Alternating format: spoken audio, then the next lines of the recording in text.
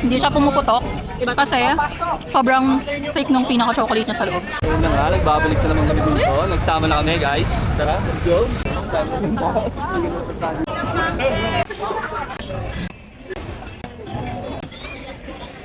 Ito yung kanilang pork xiaolongbao. 5 pieces for 100 pesos. Yes, ma'am, lapit lang kayo. Here na. Kahit na build. Ilang may kuha ka lang ilan. Pero masarap. May chocolate ba? May rock salt cream cheese na, ma'am. Rock salt cream cheese, ma'am.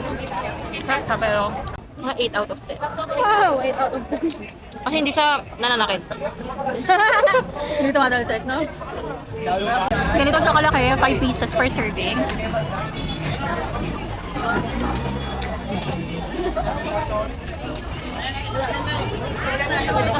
For 100 pesos, masarap naman siya. Hindi siya ganun kamiti kasi sakto lang yung filling niya sa loob. Pero ang sarap.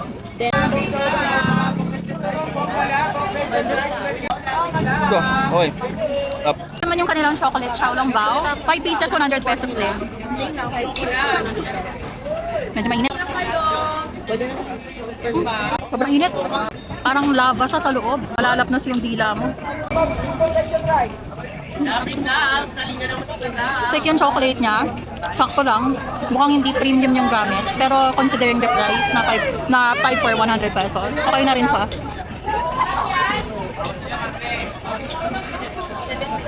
Hindi siya pumuputok. Kasi sobrang thick nung pinaka-chocolate niya sa loob. Para siyang alam mo yung choco-choco. Ganun yung lasa niya.